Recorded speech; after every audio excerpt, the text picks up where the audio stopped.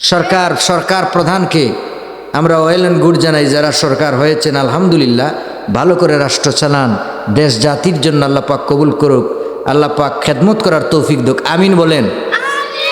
আপনি প্রত্যেকটা থানায় মেসেজ দিয়ে দেন, রেড ফোন উঠাইয়া বলে দেন যে বাজার মনিটর করেন, যেখানে দাম বেশি হবে এখানে বা দাম শুরু, দেখবেন 5 মিনিটের ভিতরে বাজার ঠিক।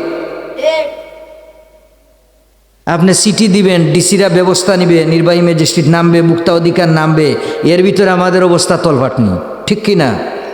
আপনি রেড ফোন উঠাই দেন, এদেরকে বলেন, দেখবেন সেকেন্ডের ভিতরে 10-5 মিনিটের ভিতরে গোটা বাজার সোজা হয়ে যাবে। বড় বড় ব্যবসায়ী যাদের, এদেরকে লকডাউন ঝুলান, সিন্ডিকেট করা বন্ধ করে দেন, দেখবেন ছোটো ছোটো ব্যবসায়ীরা এমনিতে অজু গোসল করে তারা পবিত্র হয়ে বাজারে যাবে, ঠিক কি না? রমজান মাস রহমতের মাস, বরকতের মাস, আমরা নিত্য প্রয়োজনীয় জিনিস কম থাকবো, আমরা কম খেতে চাই, ঠিক কি না? যদি 15 দিন আগেও বাজার কন্ট্রোল থাকে, বাজার ঠিক থাকে, তাইলে এখন বাড়বে কেন? এখন কি মালের কি এতই শর্ট পড়ে গেছে যে জিনিসের দাম আগুন পরিমাণ বাড়তে হবে? এটা কেমন কথা, ঠিক কি না?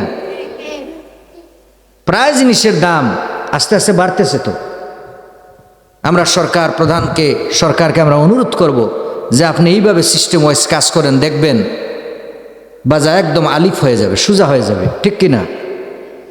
আল্লাহ পাক যেন এদেরকে হেদায়েত করেন। অসাধু ব্যবসায়ীরা, তোমরা আল্লাহর কাছে কি জবাব দিবা? সিন্ডিকেট করো, আগে পেঁয়াজের বস্তা, গাড়ির বস্তা এনে তোমরা গুদাম করে রেখে দিলা, আর যে সময় সুযোগ দেখে তোমরা সাল্লা, তেলের বস্তা কার্টুন এনে তোমরা রাখলা, পরে সাল্লা, এটা ঠিক না। এগুলার জন্য আল্লাহর কাছে জবাব দিতে হবে। এত পয়সারই তোমাদের দরকার? একজন মানুষ, একটা ফ্যামিলির জন্য এত পয়সার করি কি দরকার?